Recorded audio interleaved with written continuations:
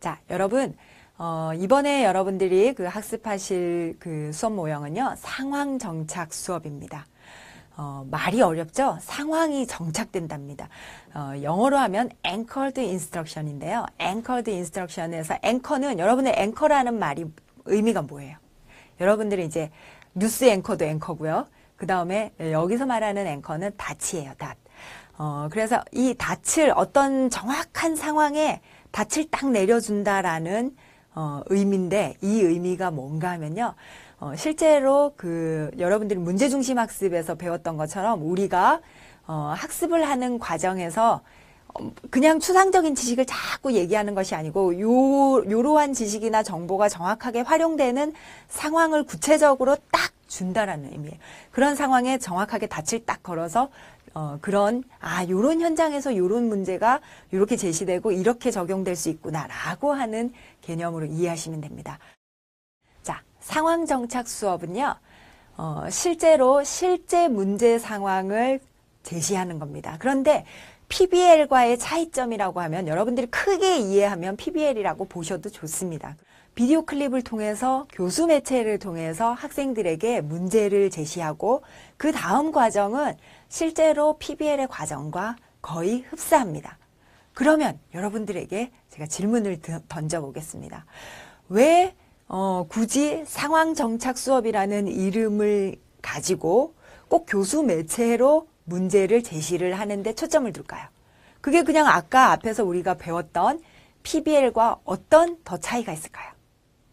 여러분들이 볼 때는 PBL에서 받은 문제하고 지금 상황 정착 수업에서 받은 문제하고 어떤 게 더 복잡하게 여겨졌습니까? 그렇죠.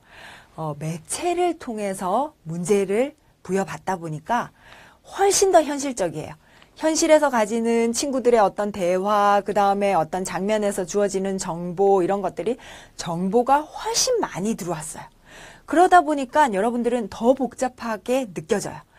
우리가 받는 실질적인 현실의 문제는요. 이것처럼 여러분들에게 딱 주어져 있는 이 둘러싸고 있는 공간만 해도 너무너무 많은 정보가 이 공간에 지금 주어져 있는 거예요.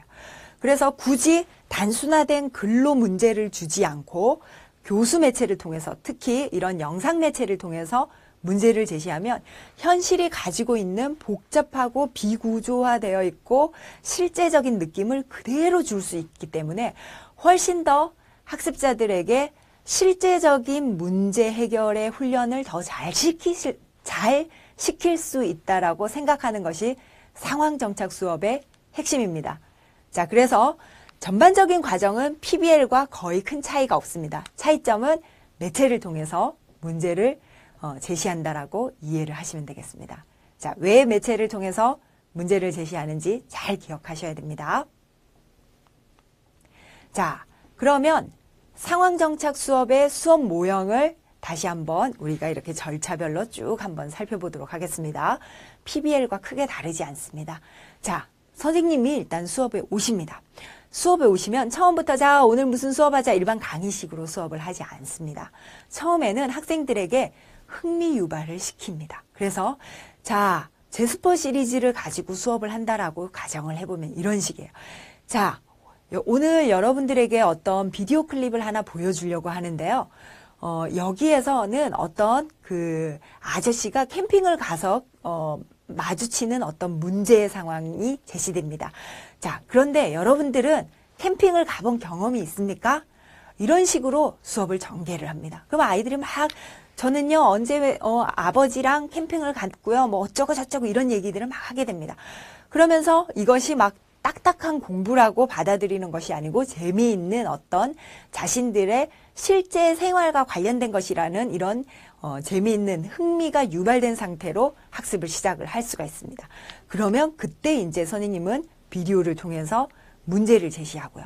그러면 비디오가 보통 한 15분 내외인데 그걸 보고 난 다음에는 학습자들과 선생님은 이제 이 그 문제를 한번 정의해 봅니다. 문제를 다 받고 난 다음에 자 우리가 여기에서 해결해야 할 문제가 무엇이지요? 라고 하면서 학습자들하고 얘기를 하게 됩니다. 그러면은 여기에서요 최단거리로 가는 거 구하는 것이에요. 그래서 시간 구하는 것이에요. 이렇게 학습자들하고 함께 문제를 정의를 해보고 난 다음에 학습자들끼리 조별로 이제 학습을 할 수 있도록 조를 만들어서 학습 환경을 조성을 해줍니다.